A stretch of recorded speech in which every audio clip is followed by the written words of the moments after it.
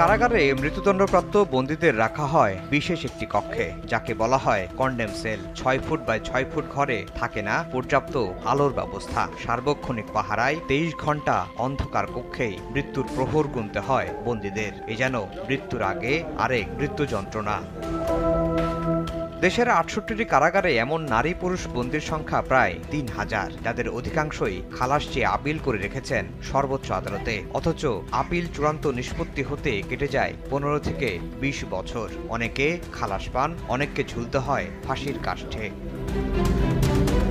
High court তার রায়ে বলছেন, আপিল বিভাগে মৃত্যুদণ্ড চূড়ান্ত হওয়ার আগে কাউকেই রাখা যাবে না নির্জন কক্ষ বা কন্ডেম সেলে। ২ বছরের মধ্যে কন্ডেম সেলে থাকা সব বন্দীকে সাধারণ সেলে নেয়ার নির্দেশ দেন উচ্চ আদালত। এ সময় ভারত, যুক্তরাষ্ট্র সহ বিভিন্ন আদালতের রায়ের নজির তুলে ধরেন উচ্চ আদালত।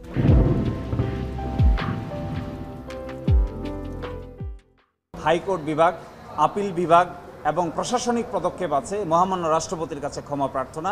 এই সব কিছু নিষ্পত্তির পরেই একজন ব্যক্তির মৃত্যুদণ্ডাদেশ চূড়ান্ত হবে এবং শুধুমাত্র তখনই একজন মানুষকে মৃত্যুর সেলে সলিটারি কনফাইনমেন্টে নির্জন কক্ষে বন্দী রাখা যাবে, তার আগে তাকে নির্জন কক্ষে রাখা যাবে না।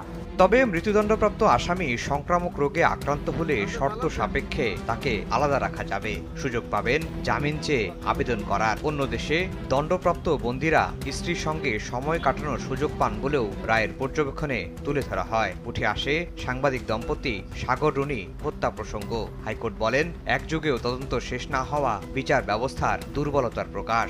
কোনো বন্দী যদি কোনো বিশেষ অসুবিধা থাকে, এটি হতে পারে ফিজিক্যাল কোনো অসুবিধা, সংক্রামক রোগের যদি কোনো রোগ থেকে থাকে, অথবা অন্য ধরনের কোনো সেক্সুয়াল ডিজিজ থেকে থাকে, তাহলে তাকে আলাদা করে রাখা যাবে। এই ক্ষেত্রে ওই ব্যক্তিকে জেলের ভিতরে প্রাথমিকভাবে শুনানি নিতে হবে যে আপনাকে সেপারেটলি নির্জন কক্ষে রাখা হবে, এই ব্যাপারে আপনার মন্তব্য বা বক্তব্য কী, এটা শুনানির পরেই তাকে নেওয়া যেতে পারে।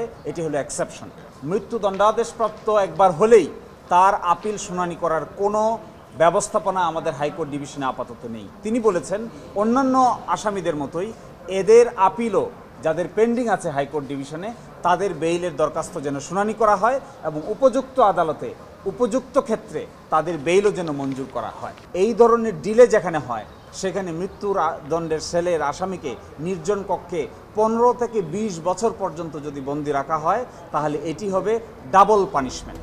রাষ্ট্রপক্ষ বলছে, মৃত্যুদণ্ডপ্রাপ্ত বন্দীরা কন্ডেম সেলে নাকি সাধারণ সেলে থাকবে সেই সিদ্ধান্ত আসা উচিত আপিল বিভাগ থেকেই। সুপ্রিম কোর্ট ডিসাইড না করার মতো কোনো কিছু ফাইনাল হয় না, কারণ আপনারা জানেন সংবিধানের ১১১ অনুযায়ী সুপ্রিম কোর্ট যে আদেশ দেবে, হাইকোর্টেরটা সবার উপর বাধ্য এবং সুপ্রিম কোর্টেরটা হাইকোর্ট সহ সবার উপর বাধ্য।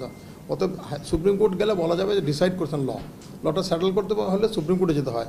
তো এই ক্ষেত্রে আমি এখন তো নিজে জানি না, গভর্নমেন্টের সাথে আমি কথা বলবো, আলোচনা করব, যদি গভর্নমেন্ট আমাকে ইনস্ট্রাকশন দেয় আমি ডেফিনেটলি সুপ্রিম কোর্টে যাব। সাম্প্রতিক সময়ে দেখা যায় ১৫ থেকে ২০ বছরের অধিক সময় কন্ডেম সেলে থাকা অনেক আসামি সর্বোচ্চ আদালতে এসে নিরপরাধ প্রমাণিত হয়েছেন। জেল থেকে বের হয়ে তারা এখনও ভুগছেন কন্ডেম সেলে থাকার মানসিক যন্ত্রণায়। আফজাল হোসেন, সময় সংবাদ, ঢাকা।